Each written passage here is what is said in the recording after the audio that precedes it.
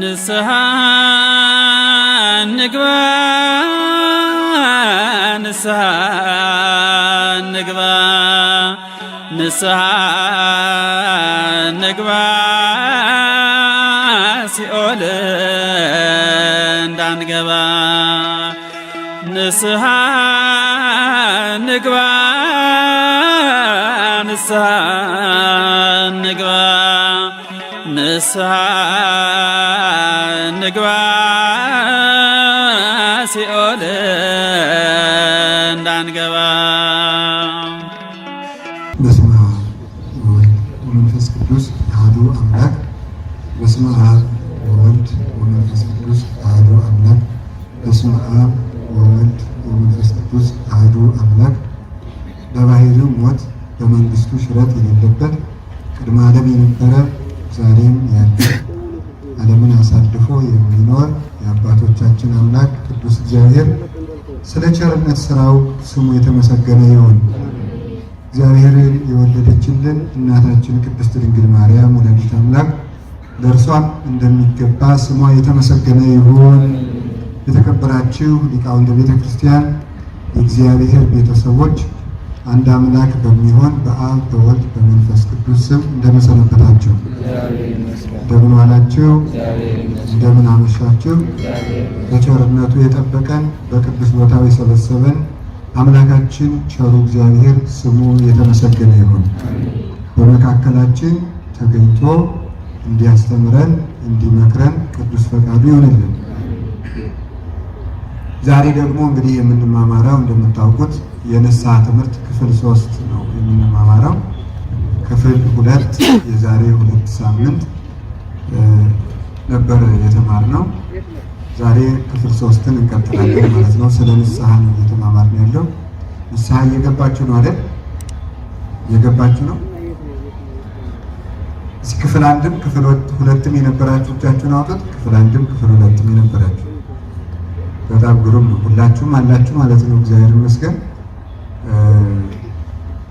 ንስሐ የገባችሁ እንኳን አይባልም፣ እግዚአብሔር ስለሚያውቀው ማለት ነው።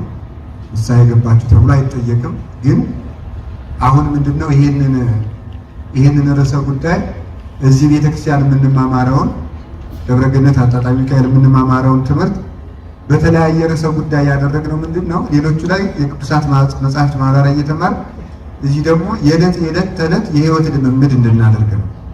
ንስሐን ስንጨርስ የንስሐ ትምህርት ስንጨርስ ሁሉም ሰው እግዚአብሔር ቢፈቅድና ቢወድ ይሄን ትምህርት የጨረሰ ሰው ሁሉ ንስሐ ተምሮ ይጨርሳል ነው ዓላማችን። ንስሐ የሚለው ትምህርት ሲያልቅ ሁሉም ሰው ይሄን ትምህርት የተማረ ሰው ሁሉ ንስሐ ገብቶ ይጨርሳል።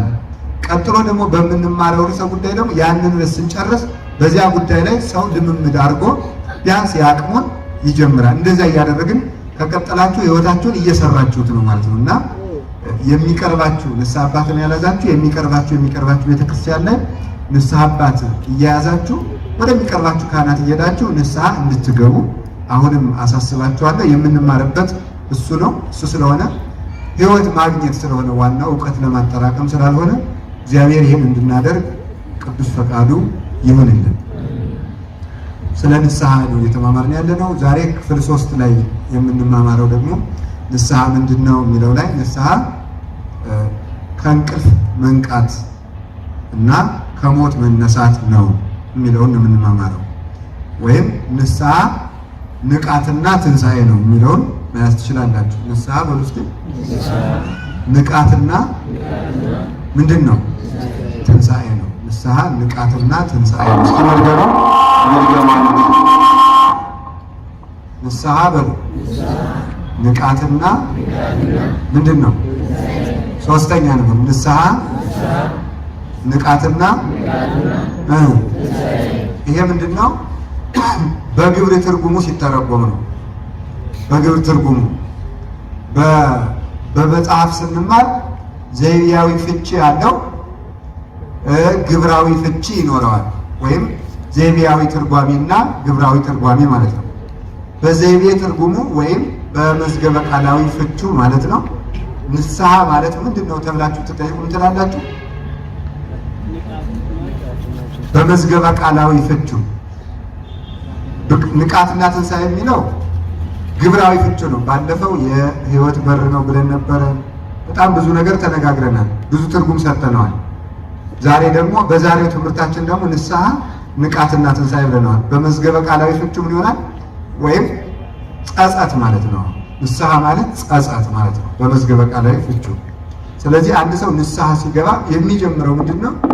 የኃጢአቱን መራራነት ከመጸየፍ ለእንዲህ ያለ ክብር ተፈጥሬ ሳለ በእንዲህ ያለ ውርደት ወደቅኩ ብሎ ከመጸጸት ይጀምራል። ከመቆጨት ማለት ነው። ከመቆጨት ነው የሚጀምረው። ይሄ መዝገበ ቃላዊ ፍቹ ነው። በግብር ትርጓሜ ደግሞ ንስሐ ንቃት ትርጓሜ ነው። ለምንድን ነው ንቃት ያልነው ብለን ስናነሳ ቅዱስ ጳውሎስ ኃጢአትን እንቅልፍ ብሎ ይጠራዋል። እንዲህ ይላል፣ ንቃ ዘትነውም ወያበር ለከ ክርስቶስ፣ አንተ የተኛ ንቃ ክርስቶስ ያበራልሃል ይላል። አንተ የተኛ ንቃ ክርስቶስ ያበራልሃል። ኤፌሶን ምዕራፍ 5 ቁጥር 13 ላይ አንተ የተኛ ንቃ ክርስቶስ ያበራልሃል። ስለዚህ አንተ የተኛ ንቃ ሲል ከዚህም አንዳንዱ ደግሞ መጻሕፍት ንስሐ ወይም ኃጢአትን እንቅልፍ አለው እዚህ መጽሐፍ። በሌላ ቦታ መንገድ ብለው ይጠሩታል። በሌላ ቦታ ደግሞ ወንበር ብለው ይጠሩታል። በሌላ ቦታ አደባባይ፣ ለምሳሌ ወዘይነበረ ውስተ መንበረ መስተሳልቃን ሲል በዋዘኞች ወንበር ያልተቀመጠ ሲል ኃጢአትን ወንበር ሲለው ነው ማለት ነው። ወንበር ሲለው ነው።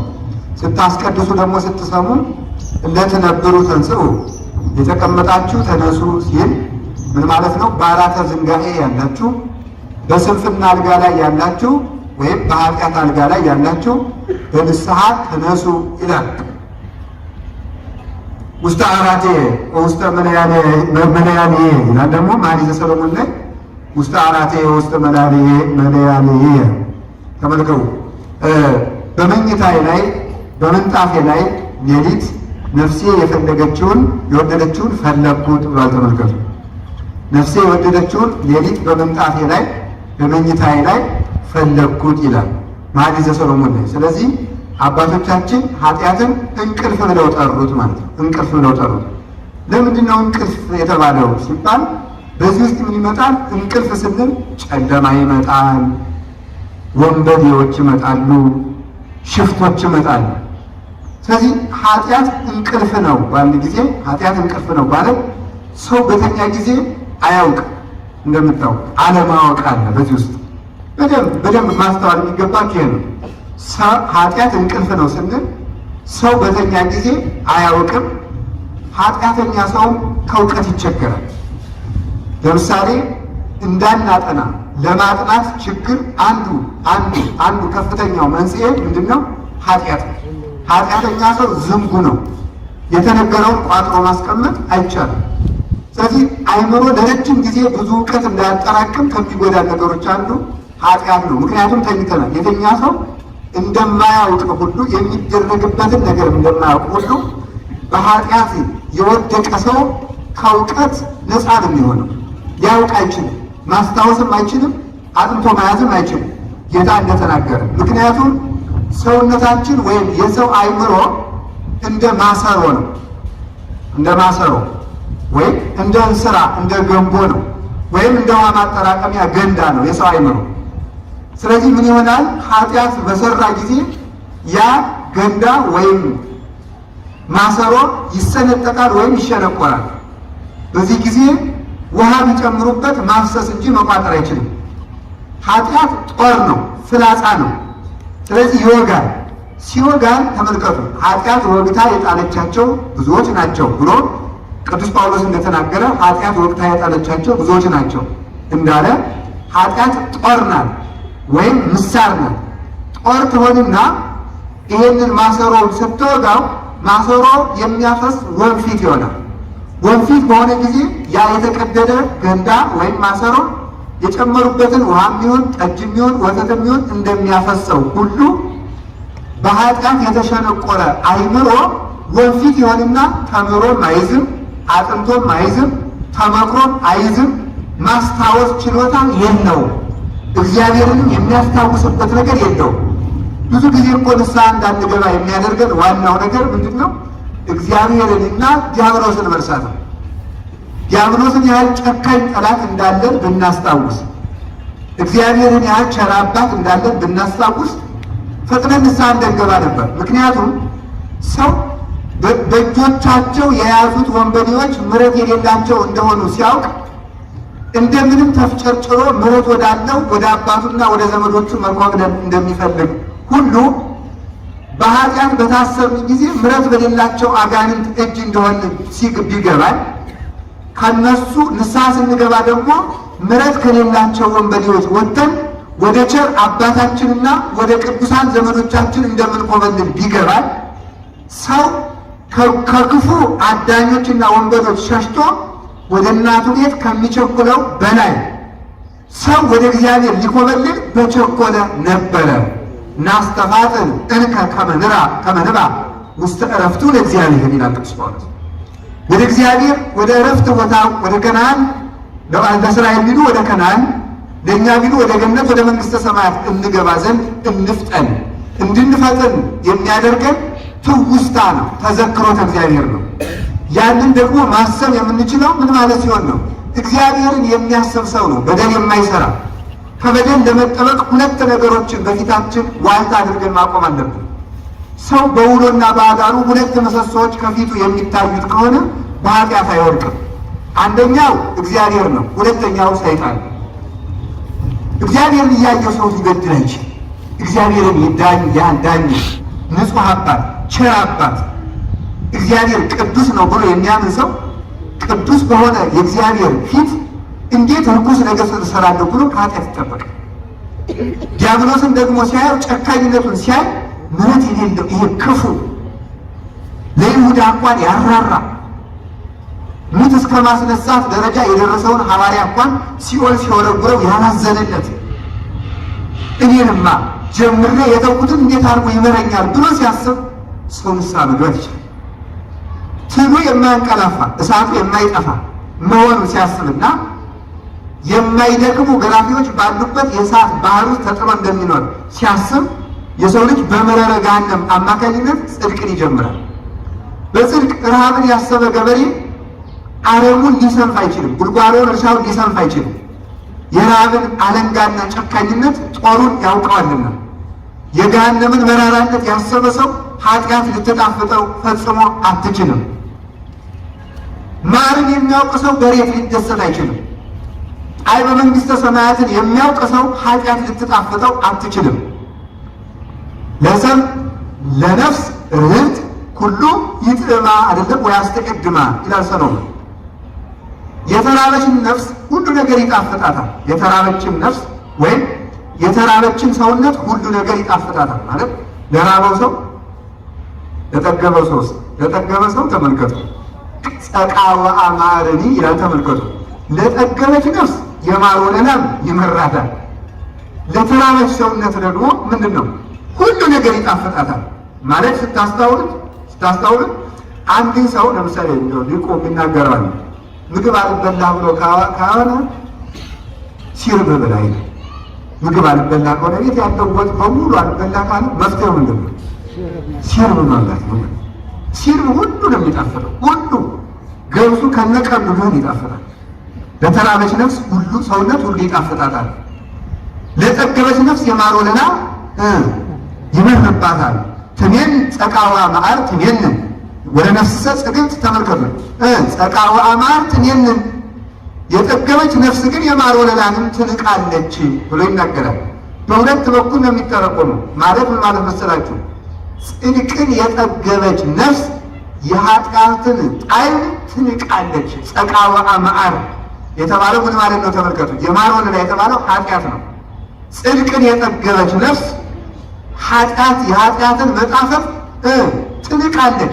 ማህሌትን የጠገበች ነፍስ ዘፈንን መናቅ ትችላለች። ጸጋ እግዚአብሔርን ላይ ተመልከቱ። ላይ ክርስቶስን ለላዩ ከንትሜነ ከመንርአዮ ብሎ ይላል። ተመልከቱ። ሌሊት ለጥባ ስጋ ከንስየሰዮ ወደ ነቃ ደመከ ንረውዮ ኢየሱስ ክርስቶስ በግዘ ቀራንዮ ይልና ለላይ ከንትሜነ ከመንርአዮ ብሎ ይናገራል። ውበትህን ማየት እንፈልጋለን። ያንተን ውበት ያንተን መልካምነት ማየት እንፈልጋለን። እግዚአብሔር መልካም ነው። በዚህ ዓለም ላይ እግዚአብሔርን የሚመስል መልካም ውብ የለም እና ተመልከቱ ምንድነው ውበቱ ከሰው ልጆች ሁሉ ውበት ይበጣል። ለኃይለ ተአምራቱ፣ ለኃይለ ትምህርቱ፣ ለኃይለ ቸርነቱ ሁሉ ነገር ማለት ነው። ይሄ ሁሉ ከሰው ልጆች ይሰሚ ለኃይሉ እሙሉ ደጓ ለመህያው ውበቱ ከሰው ልጆች ውበት ይበልጣል ይላል መዝሙር 44 ላይ ቅዱስ ዳዊት ሲናገር ውበቱ ከሰው ልጆች ውበት ይበልጣል። የእግዚአብሔር ውበት በልቡናው የተሳለበት ሰው እንደ ምሰሶ የቆመለት ሰው የሴት ውበት ወይም የወንድ ውበት ወይም የልብስ ውበት ወይም የዓለም ውበት ፈጽሞ ልተወው አልችልም የምንለውን ነገር መናቅ የምንችለው ተመልከቱ። ከማር የበለጠ የሚጣፍጣል። ግን ሌሎች ነገሮች ቀድመው ከሞሉን ማርን መናቅ እንደምንችለው ሁሉ የእግዚአብሔር ውበት በልቡናችን ሲያድር ክርስቶስ በልቡናችን ተስሎ ሲታየን ያን ጊዜ ልተወው አልችልም፣ ከዚህ ጋር ልላቀቅ አልችልም ያለውን መልካም ነገር መናቅ ፈጽመን እንችላለን ነው። ወለነፍስ ሰረት በቃ ሁሉ ይጥማ ወያስደድማ ለተራበች ነፍስ ግን ሁሉ ይጣፍጣታል ማለት ጽድቅ ለራባት ሰው ዘፈኑም ይጣፍጣታል፣ ሐሜቱም ይጣፍጣታል፣ እንቅልፉም ይጣፍጣታል። ከጽድቅ ባዶ ለሆነች ሰው ማለት ባዶ ከረጢት ድንጋይ እንዲከቱበት አሸዋ እንዲከቱበት አፈር እንዲከቱበት እንደሚይዘው ሁሉ እንደማያፈሰው ሁሉ ነገር ግን ስኳር በሞላ አሸዋ ላይ ከረጢት ላይ አሸዋ ብንጨምርበት እንደማይቀበለው ጣዕመ እግዚአብሔርን የተመላች ነፍስ ዓለምን መናቅ ትችላለች። ከዓለም ማይሰር ከታሰርንበት የኃጢአት ማሰሪያ መውጣት የምንችለው እንዲሁ ንስሐ እንግባ ብለን ስለፈለግን ብቻ አይደለም። ጸጋ እግዚአብሔርን በጎ ነገሮችን በልቡናችን መሳብ በመሳብ ነው። በዚያም ላይም ደግሞ ስታስታውሱት ምን ብሎ ይናገራል? አስታውሱ። ለጠገበች ነፍስ የማር ወለላ ትንቃለች፣ ወይም የጠገበች ነፍስ የማር ወለላ ትንቃለች ማለት ምን ማለት ነው? ገልብጡት ደግሞ ኃጢአትን የጠገበች ነፍስ ጣዕመ መንግሥተ ሰማያትን ትንቃለች። ኃጢአትን የጠገበች ነፍስ ደግሞ አያችሁ፣ ደግሞ ሁለት ጥጋብ አያችሁ። ጽድቅን መጥገብ በሏን ነው። ሁለተኛው ምን መጥገብ ነው? ኃጢአትን መጥገብ። ኃጢአትን ስንጠግብ ምንም አይነት ጽድቅ ልንቀበል አንችልም። መስሉን አሸዋ በሞላበት ከረጢት ውስጥ ስኳርን ጨምሩበት እንደማይቀበለው። ለዚህ ነው ሁልጊዜ መልካም ነገር የማይጣፍጠን፣ መልካም ነገሮች እንደ ሸክም የምንቆጥራቸው። አስቀድሱ፣ ጸልዩ፣ ንሳዱ፣ ቁረቡ የሚባሉ ነገሮች የሚመሩን እንደ መጨጨቅ የምንቆጥራቸው አስቀድመን ኃጢአት አትገበናታል። መጽሐፍ እኮ ስታነቡ መጽሐፍ ቅዱስ ብትመለከቱ 20 ደቂቃ ሳትመለከቱ እንቅልፍ ይወስዳቸዋል። ጠግቧል። አይምሯችን አስቀድሞ በጉድፍና በግሳንግስ ነገር ሞልተነዋል። ሐሜቱ፣ የወሬ ጥርቅም፣ የምናያቸው የምንሰማቸው ነገሮች አስቀድመው ሞልተውናል። ይህትም እውነቴን ነው። አሁን በተለይ ኢንተርኔት ፌስቡክ የሚባለው ነገር በጣም የሰውን አይምሮ ፈጽሞ እንደሚያበላሽ ማየት ትችላላችሁ። እርግጠኛ ነኝ ወሬ ስታዩና ስታነቡ እንደቆያችሁ በኢንተርኔት ሂዱና መጽሐፍ ቅዱስ አንብቡ። 10 ደቂቃ ሳታነቡ አይናችሁ መናወዝ ይጀምራል። የጠገበች ነፍስ የማር ወለላን ትንቃለችና። ወሬ የጠገበ ሰው ቅዱስ ቃል መያዝ ፈጽሞ አይቻለው። ሐሜት የጠገበ ሰው ማመስገንን ሊጠግብ አይችልም። ስለዚህ ተመልከቱ፣ ጸሎት ላይ የሚሰለቸን ወሬ የምንጠግብበት ምክንያት አስቀድሞ ጉድፍ ስለሞላል። ያንን ጠርገን ስናወጣው ነው መልካም ነገር በልቡናችን መቆየትና መሰንበት የሚችለው። ለዚህ ነው የተማርነው ቃል እግዚአብሔር እንኳን በልቡናችን መሰንበት እያቃተው ውልቅ እያለ የሚጠፋብን። ለዚህ ነው አንድ ቀን በተሰበክነው እንኳን አንድ ቀን አልጠበቅንበት ያን እስከ ሳምንት እንኳን አይጠብቀንም። ብሁን ተምረን ሰኞ እንበድላለን። ያ የሆነበት ምክንያት ምንድን ነው? አንደኛ ወንፊቶች ነን፣ እናፈሰዋለን። ሁለተኛ ጉድፍ ሞልቶብናል፣ አንቀበለውም። ጥንቱንም አንቀበለውም፣ ጠግበናል ቀድመን። እሱ ነው ለተራበች ነፍስ ግን ሁሌ ጣፍጣታል። ከጽድቅ ለተራበች ነፍስ ይላሉ ደግሞ አባቶቻችን። ከኃጢአት ለተራበች ከኃጢአት ሰውነቱ ለተራበች ሰው መልካሙ ነገር ሁሉ ደግሞ ይጣፍጣታል። ሰውነትን የኃጢአት ራብ መንፈግ ይገባል ማለት ነው። እየሰማችሁ ነው? እየሰማችሁ ነው?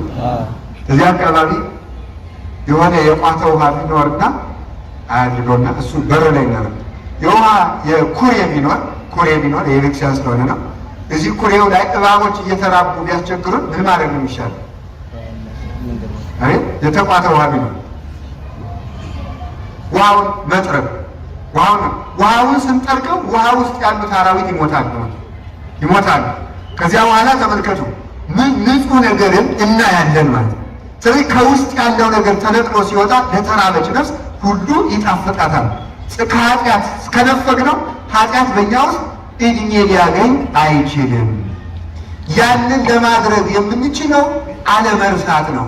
ሞታችን እኮ ረስተነዋል። እውነቴን እነግራችሁ በዚህ ዓለም ትልቁ ነገር እኔ ጉባኤ ስንጀምር ጉባኤ ስንመሰርት ጉባኤ ተዘክሮ ያልኩበት ምክንያት አንዱን ጉባኤ ያልንበት ምክንያት ተሰብስበን እናንተም ጭምር ያላችሁት ጉባኤ ተዘክሮ ያልነው ሰው አንደኛው በሕይወቱ የረሳው ነገር ሞት ስለሆነ እሞታለሁ ብላችሁ ጠዋት ስትነሱ ጠዋት ስትነሱ ዛሬ ልሞት እችላለሁ ብላችሁ አስባችሁ ታውቃላችሁ?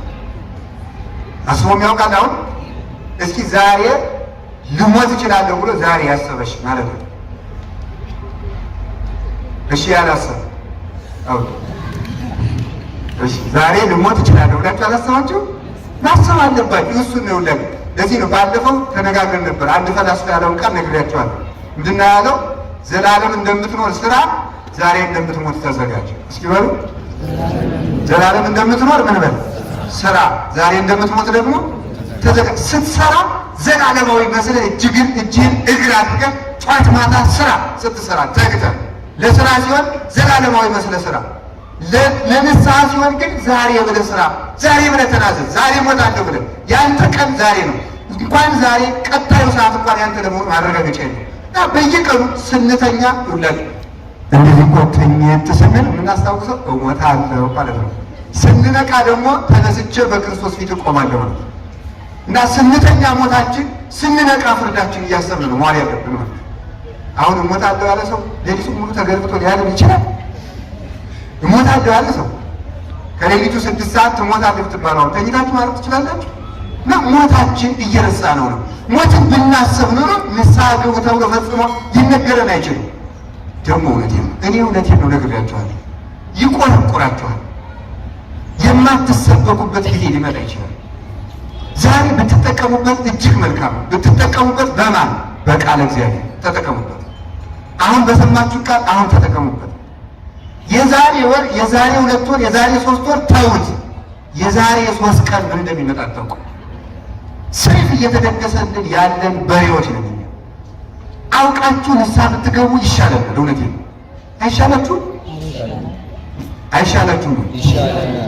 እና ስለዚህ መቼስ ሁልጊዜ የሚቀጥለው ሳምንት አለ እስከሚቀጥለው ሳምንት ንስሐ እንግቡ። እሺ ባሉ እንጂ እኔ እውነቴን ነው። ክርስቶስ ሲወለድ አሮጌ ሰውነት ይዛችሁ እንዳትገኙ። እስከ ልደት አሮጌ ሰውነት ይዘን መገኘት የለብንም። አዲሱ አምላክ እርጅና የሌለበት ክርስቶስ ሲወለድ ያረጀ የኃጢአት ድሪቱ አይምሮ ይዛችሁ መገኘት የለባችሁ። ልደትን ስናከብር አዲስ ሰውነቱ ናችሁ። ሁላችሁም ታድሳችሁ። ቢያንስ 1 ሳምንት ቀርማችኋል። በዚያች ቀን ሆናችሁ ጨርሱበት። እኔ እውነቴን ነው የምነግራችሁ። ሞት ተከትሎን እያደባ ነው። ቢያንስ ተዘጋጅተን እንሞት ሲሆን ቆይተን ስራ ለመስራት እግዚአብሔር ይከልልን። ባይሆን ግን ተዘጋጅተን እንድንሞት ግን እግዚአብሔር ይርዳል። ለነፍሳችሁ ለስጋችሁ የማትሆኑ መሆን አይጠበቅባችሁም። እሱን ነው የምነግራችሁ። ስለዚህ እንድንረሳ የሚያደርግ ዋናው ምንድነው? ኃጢአት ነው። አይምሮ ቢስ ያደረገን ኃጢአት ነው። ዘመናዊ ተማሪዎች በዘመናዊ ትምህርታችሁ አይምሮ ቢስ የሆናችሁት ኃጢአተኛ ስለሆናችሁ አጥንታችሁ የማትይዙት ማለት ነው። የዘመኑ ትምህርት ስለከበደ አይደለም። እንደውም እኮ የድሮ የ1ኛ ክፍል ትምህርት የዛሬው የ5ኛ ክፍል እኮ ነው። የድሮ እኮ ነበር ከባድ ማለት ነው። ዛሬ እኮ ትምህርቱም ቀላል፣ ሰውም ቀላል አይደል? ሰው ቀላል በቃ። ስለዚህ እንቅልፍ በቃ በሁለቱም ቀጥ እንደው በሁለት ወገን ድንግል ይላሉ ሊቃውንቱ ሲቀልዱ። በሁለት ወገን ድንግል ለመሬታችን ሲሆን በነፍስና በምኗ ነው አይደል? በስጋው ኃጢአት የሌለባት ነው። እናንተም ደግሞ እና እኔን ማለት ነው በሁለት ወገን ድንግል ሲሉን ማለት ነው አይደል? በስጋ በነፍስም ድንግል ማለት ነው። ምን ማለት ነው ደግሞ በቀኝም ቀጥ በግራም ቀጥ ነው። ወይ በኤቢሲዲ አልተሳካላችሁ ወይ በዚህኛው አልተሳካላችሁ። ወይ ጥሩ ትምህርት ተምራችሁ ሀገር አላስተዳደራችሁ፣ ቤተክርስቲያን ቀን አላወጣችሁ፣ ወይ ነግዳችሁ አላማረባችሁ፣ ቤተክርስቲያን አልደገፋችሁ፣ ክርስቲያኑን ቀን አላወጣችሁለት፣ ወይ ደግሞ ጽድቅ አልሰራችሁ። ከሁለት ወገን ዝም ብሎ እንደው ከሁለት ያጣል ዝም ብሎ ይሄ ምንድን ነው የሚባለው? በቀኝም ቀጥ በግራም ቀጥ የሚባል ማለት ነው። እንደው ከሁለት ያጣ ነገር እናንተ ብቻ መሰላችሁ፣ እኛም ጭምር እኮ ነው። አንዳንድ ጊዜማ ዞር ብዬ ከእኛ መንደርም ስመጣ በጣም የሚቸግረኝ ራሴንም ጨምሮ ማለት ነው። ወይ እንደናንተ ነግደን አስራት ብናወጣ ይሻላል ነበር። እዚህ ዝም ብለን እያወደለደን ለአንድ መማንጠቅም ሆነናል። እናንተም እንደዚያው።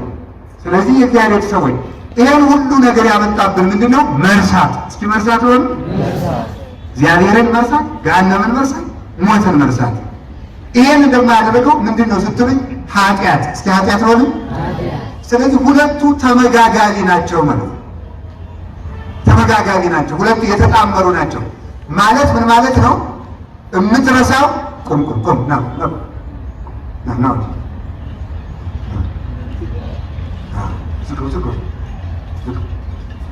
ቁጭ አታሰብም ማለት እኔ ዋስ ሆናል። ቁጭ የት እንዴት ጠገባችሁ? እንደው ስልካት አጥፎ ጌታ አጥፎ በቃ አጥፎ እንደሱ እግዚአብሔር ይባርክ፣ እግዚአብሔር ያክብርልኝ። አሜን በሉ እንጂ እምቢ ብለን የሄድን እኮ መብት ሆኗል። ስለዚህ ሁላችሁም ስልካችሁን አጥፉ። ቀልድ የለም። ስብሰባ ስትገቡ ታጠፋላችሁ። አበል ስላላት እዚህ ሲሆን እዚህ እኮ ትልቅ አበላለሁ አታውቁም እንዴ? ግን እነዚህ ያህል አበል እኮ ነው የምሰጣችሁ እኔ አይደለም የምሰጣችሁ መድኃኒዓለም ግን ትምህርቱ ይሰጣችኋል ማለት ፈልጌ ነው። ስለዚህ በደንብ ስሙ። የእግዚአብሔርን ቃል ብናከብረው ስለሚያከብረን ነው እንጂ ይጨቁናችሁ ብያለሁ። ከቃሉ ጋር ናችሁ። ስለዚህ ሁለቱ ተመጋጋቢ ናቸው። ምንድና ምንድን? ኃጢአት እንድንረሳ ያደርጋል፣ መርሳት ኃጢአተኛ ያደርጋል። እስኪ ኃጢአት ነው ምንድን ያደርገናል? መርሳት ደግሞ ምን ያደርጋል? ኃጢአተኛ ሆነ። እግዚአብሔርን ስለምትረሳው ትበድላለህ። እግዚአብሔርን ስለምትረሳው ትበድላለህ። ስለበደልክ እግዚአብሔርን ትረሳለህ። እግዚአብሔርን ስለረሳ ደግሞ ማለት እንዲሁም አንድ ቅዱስ ቀሌምንጦስ ዘሮም ነው። አንድ አልበላችሁ አንድ ሊቅ ነበር። ቅዱስ ቀሌምንጦስ ዘሮም ምን ብሎ ይናገራል? ለምንድን ነው የምረሳው? እስኪ በሉ ሁላችሁ እስኪ በሉ። አሁን ሰው እስክሪብቶ ጆሮ ላይ አድርጎም ይፈልጋል። እስክሪብቶ አላያችሁም ይላል ጆሮ ላይ ይላል። ለምንድን ነው የምረሳው ሲባል የማይረሳው እግዚአብሔር ከልብ ስለሌለ ይላል። የማይረሳው እግዚአብሔር ከልብ ጋር ቢኖር ተመልከቱ፣ ባትሪ የያዘ ሰው አይጨልምበትም። በፀሐይ ያለ ሰው አይጨልምበትም። እግዚአብሔር በልብ ካለ ልቡን አይጨልምም። ካልጨለመ ደግሞ አትረሳም። ስለዚህ እግዚአብሔር ማደሪያ ስላጣ ሰውነት በኃጢአት ስለጨለመ እግዚአብሔር ማደሪያ ስላጣ ካንተ ጋር የለም። እግዚአብሔር በሌለበት ደግሞ ምንድን ነው? ተዘክሮ እውቀት አይምሮ ፈጽሞ የለም፣ ጨለማ እንጂ።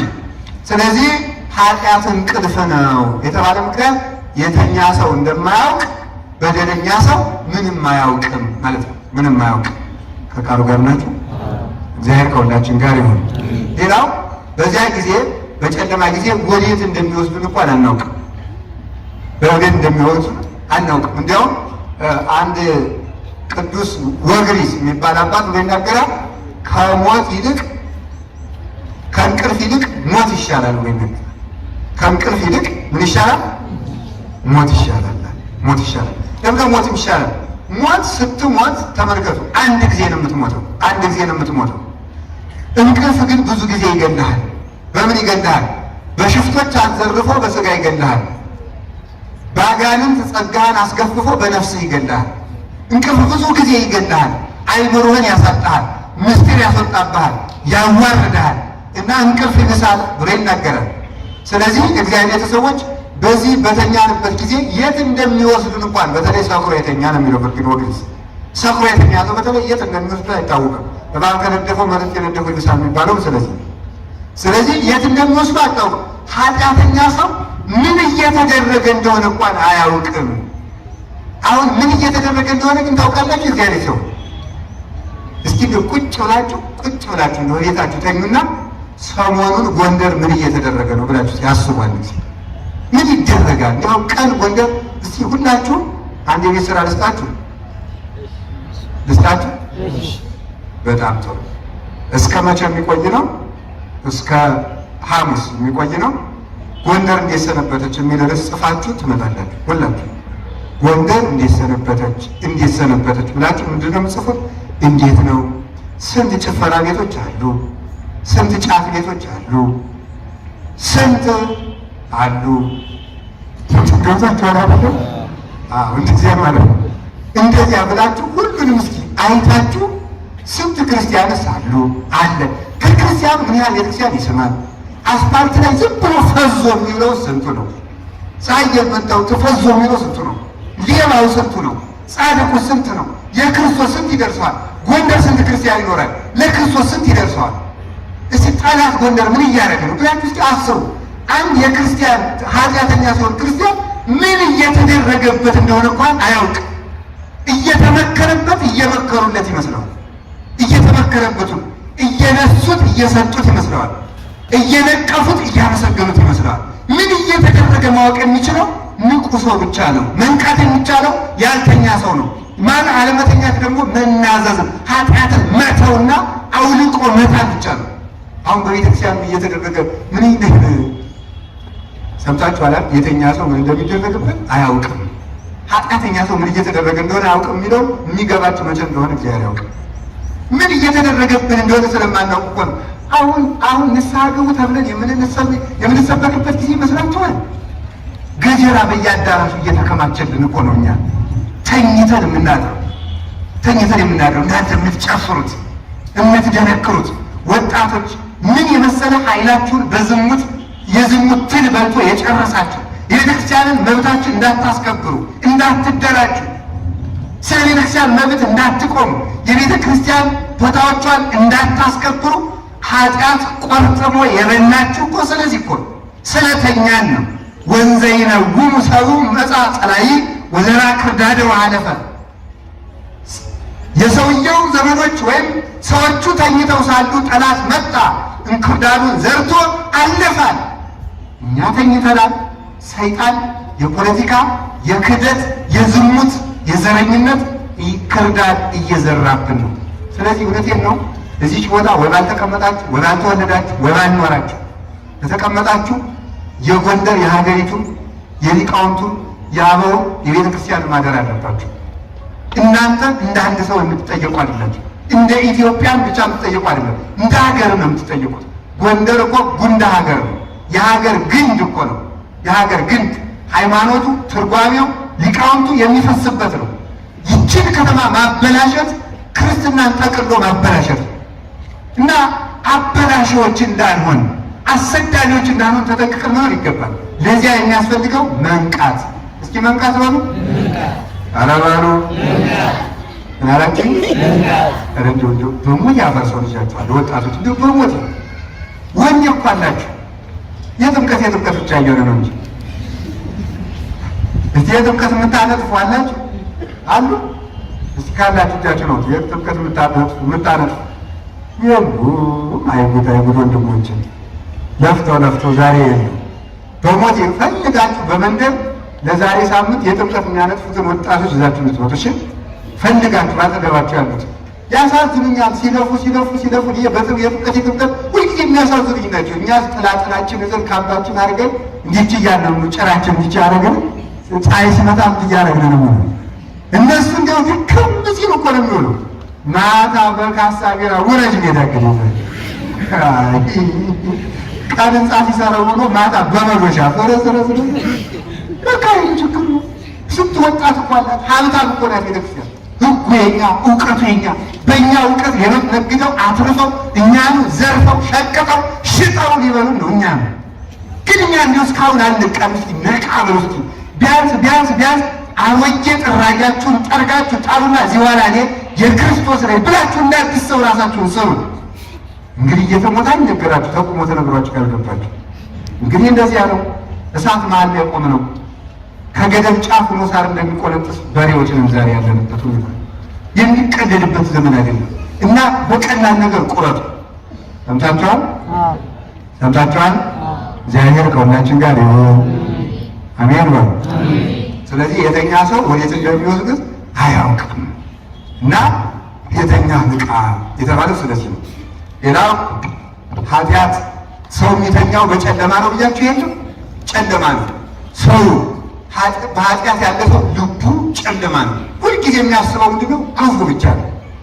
ሁልጊዜ የሚያስበው ክፉ፣ ሁልጊዜ መግደል የሚያስቡ ሰዎች እኮ ሁልጊዜ መግደል፣ ሁልጊዜ ማረድ ብቻ የሚያስቡ ሰዎች አሉ። ምክንያቱም ጨለማ ነው። ሌሊቱ ጨለማ እንደሆነ የኃጢአት ሕይወት ሁልጊዜ ጨለማ ነው። ኃጢአት ያስጨምራል። ገሎ ስለገደለው ሳይሆን የሚጸጸተው ስላልጨመረ ነው የሚጸጸተው። እንደዚህ አይነት ልቡና የሚኖረን ዝሙታችሁ ስላልጨመራችሁ እንጂ በዘሞታችሁ ዝሙት የማይጸጽታችሁ ከሆነ ጨለማ ውስጥ እንደኖራችሁ እወቁ። ኃጢአት እንቅልፍ የጨለማ ጊዜ እንደሆነ ሁሉ የኃጢአት ኑሮ የጨለማ ጉዞ ነው። ስለ ጨለመም ነው። በጨለማ ያለ ሰው አስተውሉ። ምን ይቀርቡታል ካሉ ወንበዴዎች። እስኪ ወንበዴዎች ይሆኑ አረባሉ ምን አላችሁ? ወንበዴዎች ቆሉ። የወንበዴዎች መደበቂያ ዋሻ ደግሞ አንድ የቤተክርስቲያን ጸሐፊ ምን ይላል? ራስ ወዳድነት ነው። ራስ ወዳድነት ነው ማለት አየት ራስ ወዳድነት። ለምሳሌ ተመልከቱ። ማለዳ በምትጾሙበት ጊዜ በጾም ጊዜ 6 ሰዓት ስትበሉ 6 ሰዓት ግጥም አድርጋችሁ ስትበሉ የሰማችሁ ነው። ፈረንጅ ናፈቃችሁ ነው። እሺ በ6 ሰዓት ስትበሉ ወይም በ4 ሰዓት መብላት ቢያስፈልጋችሁ እስከ 9 ሰዓት ቆዩ የሚለው። አሁን ለምሳሌ ተመልከቱ። የአንድ እምነት ላንሳ ነው። አሁን ብዙ ሰዎች ብዙ የእምነት ድርጅት ለበርዝም የከምጠቃቀስ ማለት ነው ታውቋቸዋላችሁ። አሁን አብዛኛው የእምነት ድርጅት እራስ ወዳድነት ያለው ለምን ክርስቲያናት ሆነ ብትሉት አይ ክርስቲያን እንዲህ ያለ ስህተት ስላለበት ይላል እንጂ ክርስቲያን 4 ማግባት ስለማይፈቅድ የጠሏችሁን በሰይፍ አንጉሉ ስለማይል ቀን ስትጾሙ ውላችሁ ማታ በቅቤ ወጥ እንድታርጋችሁ ብሉ ስለማይል እራስ ወዳድነት ግፉ ስለማይል ቀሙ ስለማይል አሳዱ ስለማይል ግራን ሲመታ ቀኝ ስጥ እንጂ ቀኝ ጨምር የሚል ስለማይል እራስ ወዳድነት። ሌላው ወደ ሌላው እምነት ሂዱ። ከክርስትና የወጡትን እንኳን ብታችሁ እራስ ወዳድነት። ክርስቶስ ሙቶልኛል አልጾምም፣ ክርስቶስ ሰግዶልኛል አልሰግድም። እራስ ወዳድነት ነው ለስጋ ማቆ። ስለዚህ ራስ ወዳድነትን ዋሻ ያደርጉትና ወንበዴዎች አጋንንት ይመጡና ጸጋውን ዘርፈው ባዶን ያስቀሩት። አዋቂ የነበረው ሰው፣ ደግ ሀሳብ የነበረው ሰው፣ በጎ ሕሊና የዛ አይታችሁ አታውቁም? ብዙ ሰው እቤት በቃ እናቱ ብትመክረው መቼም አንቺ ለእኔ ክፉ አትበል ደግ አስበሽ አታውጭ ይላል። ሚስቱን እንደዚህ አይደለም እንብላ ብትለው ሁሉ ይቆጣል። ጨልሟል ሌሊት ነው። ወንበዴዎች ተከማችተው አጋንንት ይዙ ተከማችተው ስላሉ በጎ የማሰብ ዕድል የለው። ጎረቤት ቢናገረው ክፉ፣ ሚስቱ ብትናገረው ክፉ፣ ባሏ ቢናገራት ክፉ፣ እናትቀድስም ክፉ ነው፣ በሱ ቤት እንጸልይም ክፉ ነው፣ ንስሐ እንግባም ክፉ ነው፣ እንቁረብም ክፉ ነው። የእኛ ጻድቅ ማለት ይጀምራል። ጨልሟል። በጨለመ ሁኔታ እንግዲህ እኔ ማን እንዳየት አላስታውስም። ሰው ነው የነገረኝ፣ እውነት አይደለም። እንዲሁ ግን ምሳሌው ስለተመቸ ነው እንዲነግራችሁ ማስረጃ የለውና ድመት ሁሉንም ነገር የምታየው ጥቁር አድርጋ ነው ይባላል። ወይ ማስረጃ የለውም ብያለሁ። ጥናት የሚያስፈልገው ነገር ነው። ብቻ ግን ነጭ ኩታ ስታይ ምን አድርጋ ነው የምታየው? አቤት ጥቁር ነው እንጂ ፀሐይንም ስታየው፣ ሳምባንም ስታየው፣ በርበሬንም ስታየው በምን አይነት ስለታየ? በድመት አይን ነው። በድመት አይን ሁሉንም ነገር ክፉ ያለ ክፉ ነው። ዘመዶችም ክፉ ናቸው፣ ጎረቤቶችም ክፉ ናቸው። ያለ እሱ በቃ እግዚአብሔር የፈጠረው ፍጥረት በሙሉ አክፍቶ ለእሱ ውድቀት ምክንያት የሚያደርግ ሰው የድመት አይን ያለ እንትና ነው ይባላል አይደል? አፍላጦን ነው ይቅርታ አይደለም፣ ፈላስፋው ዲዮጋን ነው። ፈላስፋው ዲዮጋን ወይም ዲዮጋኖስ የሚባለው ፈላስፋ አንዲት ሴት ይላል አንተ እንደው መልክህ በጣም ያስጠላል፣ እንደው መልክህ የከፋ ነው አለች። ምን አላት? በዛገው መነጽርሽ አይተሽ ነው አለ። የዛገው መነጽር ምንድን ነው? ምን ይመስላችኋል? የዛገው መነጽር ስጋዊነት ነው። ምክንያቱም የእሱ መልኩ ምንድን ነው? የፈላስፎች ውበታቸው ምንድን ነው? ውበታቸው ምንድን ነው የሚሉት? ጠባባችን ነው። ልቤን የሚያይ የለሽም በዛገው መነጽርሽ አይተሽ ነው ያለ። የሁላችሁ ተምስ ዓለም ያዛገው አይን በጎ ብርሃንን ማየት ፈጽሞ አይቻለውም እና ኃጢአት ጨለማ ነው፣ የወንበዴዎች ዋሻ። ክፋት ሁሉ ከእናንተ ይደራጃል። የክፋት ምሽግ ትሆናላችሁ፣ የኃጢአት አሰልጣኞች ትሆናላችሁ። ሰዎችን እስኪ እግዚአብሔር ያሳያችሁ፣ ክርስቶስ ያመልክታችሁ። የእናንተ መጥፋት አንሶ እናንተ ያጠፋችኋቸው ሰዎች ምን ያህል ይሆናል? እናንተ ኃጢአት ያስተማራችኋቸው፣ የኃጢአት ምክንያት የሆናችኋቸው፣ ጽድቅን ያቻቻላችሁላቸው ስንት ይሆናል? እነዚያን ማሸነፍ መቻል የሚቻለው ከጨለማው በመውጣት ነው። ስለዚህ አንተ የተኛ ንቃ፣ አንተ የተኛ ንቃ። ክርስቶስ ምን ይልላል? ያበራል። ክርስቶስ እንዲያበራልን በብርሃኑ እንዲጎበኝ አንተ የተኛ ንቃ። አሁን ብዙ ጊዜ ሰው መንቃት አለብን፣ ጠላት እየተነሳብን ነው ይላል። መንቃት ማለት ግን እንዲህ ያደረጉን ቤተክርስቲያናችን እያቃጠሉብን እያረዱብን ብሎ መፎከር አይደለም። መንቃት ማለት ንስሐ መግባት ነው። አንድ ጊዜ በሉ እስኪ መንቃት ማለት ነው። አሁን አዲስ አበባ የማንቂያ ጉባኤ እየተባለ ሰው ሁሉ ስብስብ ይላል። ግን የማንቂያ ጉባኤ ማለት ረጃጅም ጧፍ አብርቶ ፎክሮ መሄድ ንስሐ መግባት ነው። እስኪ ንስሐ መግባት ማለት ንስሐ ገብቶ ራስን ማስተካከል ነው። ንቃት ማለት ከገባችሁ እሱ ነው እንጂ ስለ ጠላት ወሬ ማጠራቀም ብቻ አይደለም። የመጀመሪያው ዋናው በዓለም ላይ ግፍና መከራ እንዲበዛ የሚያደርጉት እነማን ናቸው ካላችሁ ክርስቲያኖች ናቸው። የክርስቲያኖች መበላሸት በዓለም ላይ የደም መፍሰስ እንዲበዛ ያደርጋል። በቃ የታወቀ ነው። የክርስቲያኖች መልካም መሆን በዓለም ሰላም ያመጣል። እኛ መልካም ከሆን ዓለም ይጣፍጣል። ስለዚህ ንቃት ማለት ንስሐ መግባት ከሆነ በትክክል የማንቂያው ጉባኤም ሰርቷል፣ ተሰብሳቢዎችንም ሰርተናል ማለት ነው። እንድንሰራ አምላከ ቅዱሳን ይርዳ። አሜን በሉ። ንስሐ ካሳገባ ግን ተሰብስበን ሆ ብለን እንግዲህ በጠላቶቻችን አውቀንባቸዋል ብለን መፎክር አሰምተን ብንለያይ ምና ብታውቅሳ ብለው እነሱ ዝም ብለው ስራቸውን ይሰራል። ዝም ብሎ ማለት ነው። ተኩላ እያሰማች አትመጣም። ቀስ ብላ ትመጣና አበቦች ጋር ዘንድ ያለች መጣ ነድፋ ትሄዳለች። እናንተ ትፎክራላችሁ። ጠላት ዝም ብሎ ሰይጣን ዝም ብሎ ገጀራ ያስከምራል። እንዲያ በማድረግ ሲሆን እግዚአብሔር ከኛ ጋር ከሆነ ከዚያ ለሞ እግዚአብሔር ምስሌነ መኑ ይክለነ፣ እግዚአብሔር ከኛ ጋር ከሆነ ማን ይቋቋማናል? ማንም አይቋቋምም፣ ማንም አይችልም። እንዲያውም እኮ አይደለ እንዴ በአፄ ልብነ ድንግል ጊዜ ንጉሱ ሰውን ሰበሰቡና ጎበዝ ግራኝ መሐመድ የሚባል ሰውዬ መጥቷል። ስለዚህ ምዕመናን እናንተ ካህናት ይህ ሁሉ የተደረገው እነሱ ብዙ እያገቡ ብዙ ስለወለዱ ነው። እናንተ ግን ጥቂት አቁ፣ አንድ ሚስት ብቻ አቁ እያላችሁ ክርስቲያኑ በማነሱ የሁሉ መከራ መጣብኝ፣ የኔን መንግስት ሁሉ ልታስገለብጡ ነው። ስለዚህ ወይ የክርስቲያኑን የጋብቻ ሕግ ያሻሽሉ ወይ እናንተ ጦር ሜዳ አንድ አድርጉ አሉ ሊቃውንቱ ሰብስበው። ችግር እኮ ነው ጎበዝ ካህናቱ ሰብስበው ነው። ከዚያ ምን አለ መሰላችሁ? አይ አንድ ሊቅ እንደው እግዚአብሔር ሊቅ አያልፋም መምለክ አንድ ሊቅ ተነሱና ብላሉ። አይ ንጉሥ እንደሱ እኮ አይደለም። እስመ አብ ያነጥወሙ ለአሰርቱ ምዕት ወክልኤቱ ይሰድድዎሙ ለእልፍ ነው ማለት ይተርጉሙላችሁ ልቶ ኧረ ይተርጎም። እናንተ አትፈልጉትም ማለት እናንተ እንደው ትፈልጋችሁ አንብባችሁ ታወጡት ማለት መሰላችሁ? አሐዱ ያነጥወሙ ለአሰርቱ ምዕት ወክልኤቱ ይሰድድዎሙ ለእልፍ ማለት አንዱን ሺህ ሁለቱ 10 ሺውን ያሳድዳሉ ማለት ነው። የክርስቲያን አንዱ በቃይ ነው። አንዱ ብቻ 1000 ሁለቱ 10,000 ያሳድዳሉ። ለክርስቲያን ብዛት አይጠቅመው።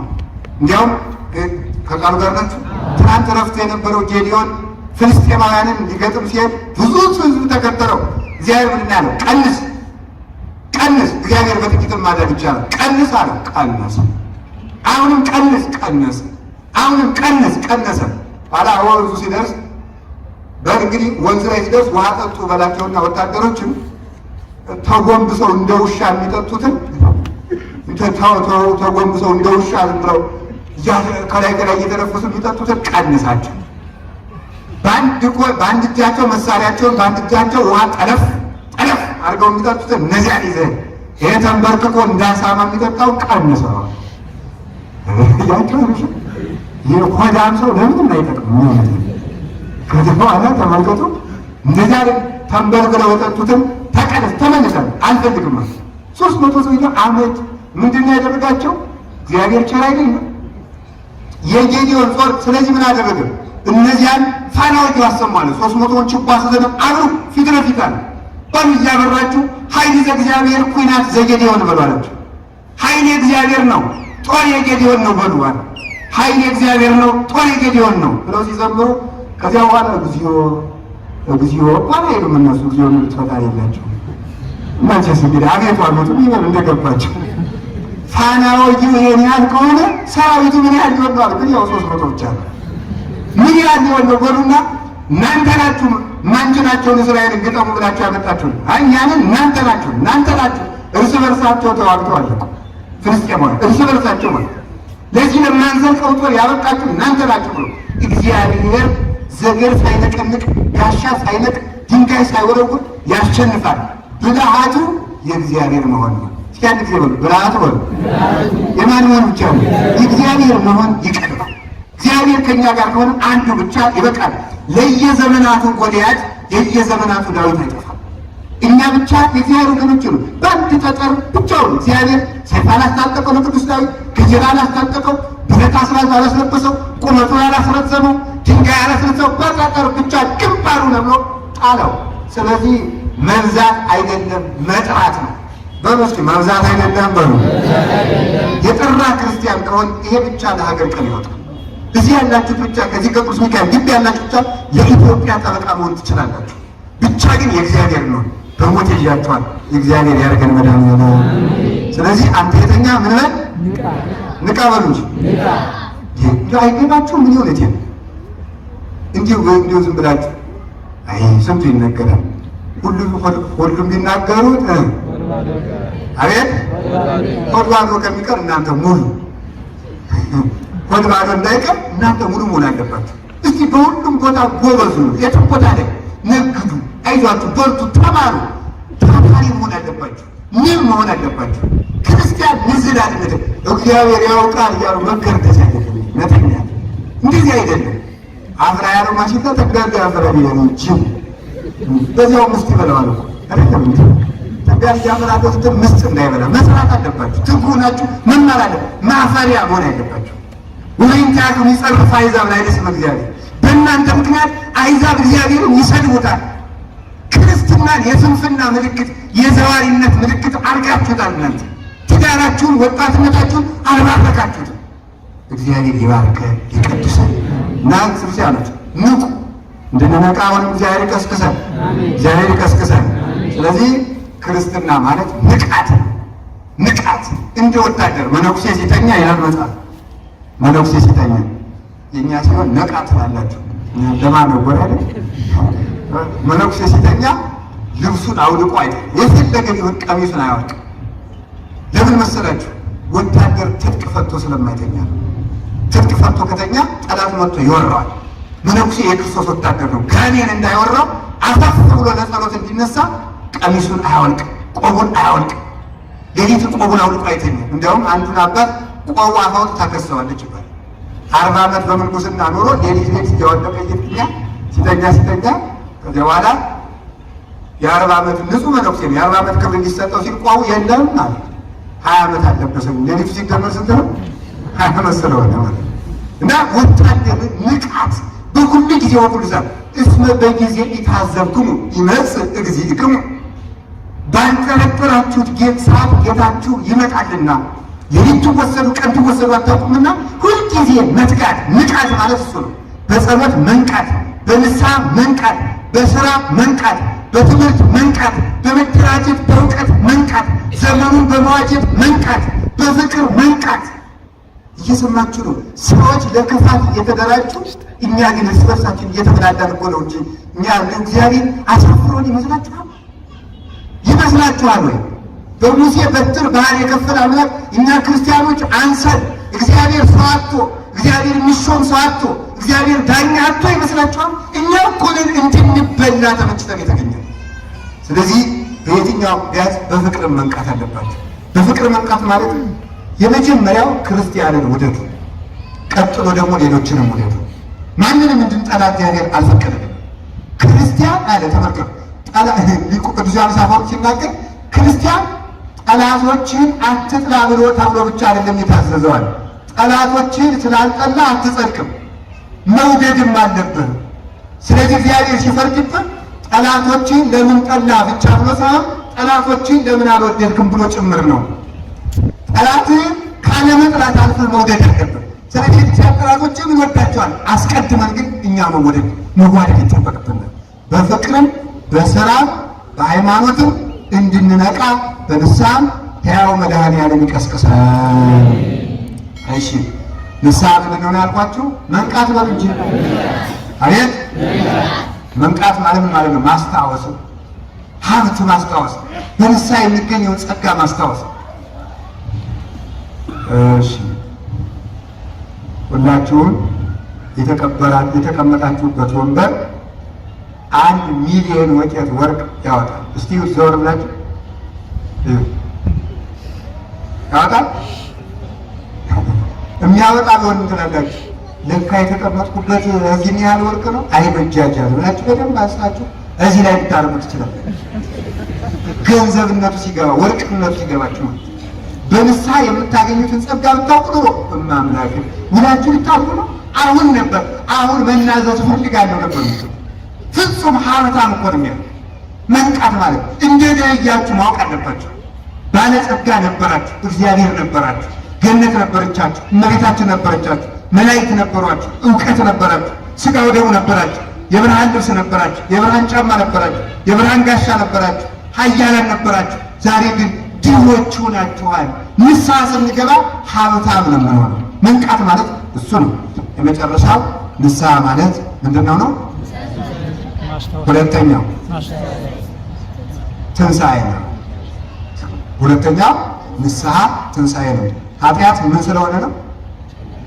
ሞት ስለሆነ ሳምንት እንማማላለን። ያስተማረን የመከረን ያው እግዚአብሔር አምላካችን የተመሰገነ ይሁን። ትንሣኤ ምን ማለት እንደሆነ ኃጢአት ትንሣኤ እንዴት ይሆናል የሚለውን ሳምንት እንማማላለን።